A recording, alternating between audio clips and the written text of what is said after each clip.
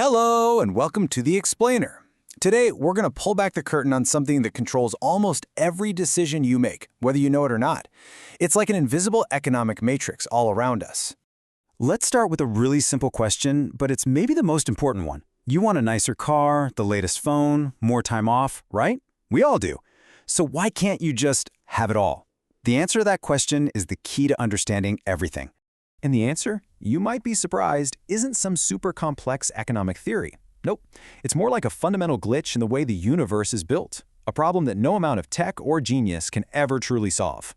This is it. This one word is the reason for the whole game: scarcity. See, our desires are basically infinite, but everything else, time, money, resources, you name it, is finite. You know, if things like pizza and Wi-Fi were literally unlimited, the entire field of economics just wouldn't need to exist, but they're not. And because of that, we're all forced to do something really hard every single day: make choices. Okay, so let's meet Ravi. He's got 3 hours free tonight. He can either binge watch that new show with his friends, or he can hit the books for his final exam.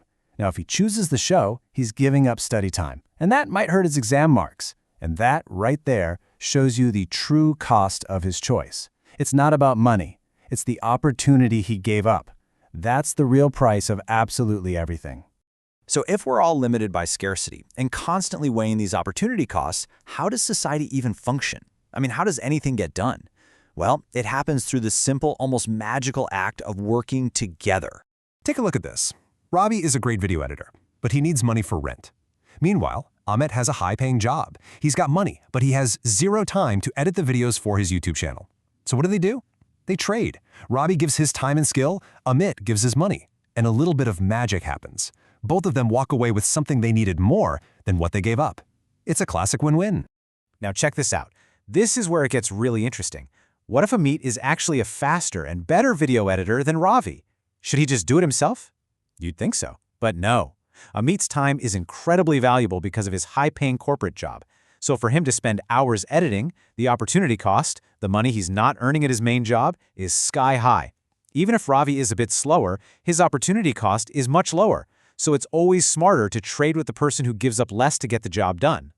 So how does this whole idea scale up? Well, when you take these tiny one-on-one trades and multiply them by millions, by billions of people, you create something absolutely incredible, a huge, invisible, self-organizing system that we call the market. And this system basically runs on two simple forces. Let's use India's favorite and maybe most emotional vegetable, the onion. In a good year, farmers produce tons of onions. That's a high supply. And of course, everyone wants them for their cooking. That's high demand. When that happens, the price finds a nice, stable, happy place. Everyone gets their onions? No problem. But then, disaster strikes. Floods come and wipe out half the onion crop. The supply completely crashes. But does anyone stop wanting onions in their food? Of course not. Demand stays just as high. So all of a sudden, you have way more people wanting onions than there are onions to buy. And what happens? The price shoots through the roof. But here's the genius part. That crazy high price isn't just a problem, it's a signal. It's like a giant flashing sign screaming to every farmer in the country, hey, there's a massive profit to be made in growing onions. So what happens next year? You guessed it. Everybody and their brother plants onions. The supply explodes, and the price comes crashing back down. This is exactly what the economist Adam Smith called the invisible hand, the market correcting itself, perfectly without any single person being in charge. Of course, none of this complex trading would work if we were still trying to swap onions for laptops. It's just too clumsy. To solve that problem, we invented something brilliant: money. But here's the secret about money. Whether it's a pretty shell, a gold coin, or just numbers on a screen, it has no real value on its own. Its only power comes from our shared, collective belief that someone else will accept it for their stuff. It runs on one thing and one thing only: trust.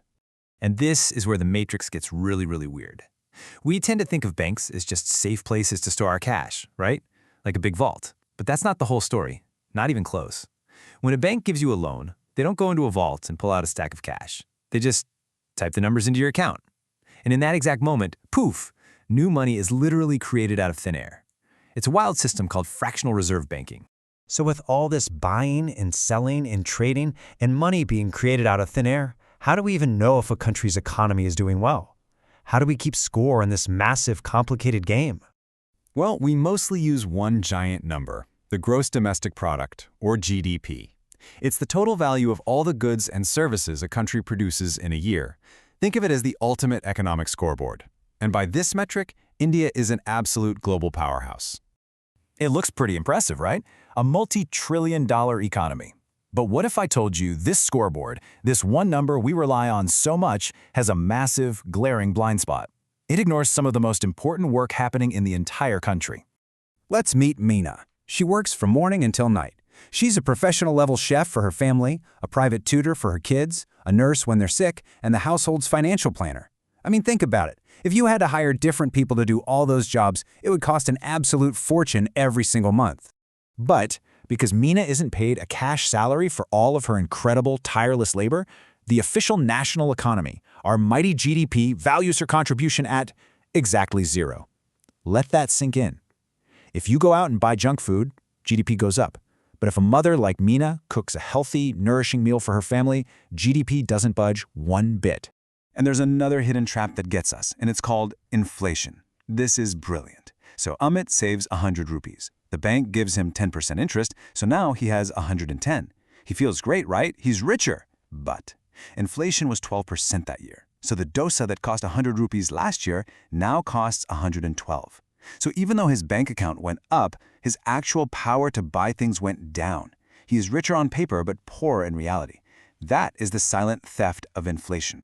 Okay, so after all these big, kind of abstract ideas, let's bring it all back home. What does all of this mean for you? For your wallet? For your career? For your future? How do you actually play this game? Here is a very harsh, but very important truth. The market doesn't pay you for how hard you work. It pays you for how hard you are to replace. A CEO might make 300 times more than an entry-level employee, not because they work 300 times more hours, but because there's a huge supply of people for that entry-level job and a tiny, tiny supply of qualified CEOs. It all comes back to supply and demand. And this system, unfortunately, can create some brutal traps. See, poverty isn't just about a lack of money. It's a psychological cage. When you are under constant financial stress, just trying to survive day to day, your brain is hardwired to seek immediate relief. That makes it almost impossible to think about long-term goals like saving or investing. You're just too busy putting out today's fires to plan for next year. Now, all these market forces we've talked about play out within bigger systems. You have capitalism, which is driven by profit. Its great strength is innovation, but its big downside can be massive inequality. On the other side, you have socialism, where the government takes the lead to try and create equality, but that can sometimes dampen individual motivation. The truth is, most countries today, including India, are a mixed economy, always trying to find that perfect, tricky balance between the two. So there you have it, the hidden rules of the game, laid bare. Scarcity, trade-offs, supply and demand, the nature of money, it's all part of the code that runs our world. A person who doesn't understand this economic matrix is kind of destined to be controlled by it. But now you've seen it. So the only question left is, how are you going to play?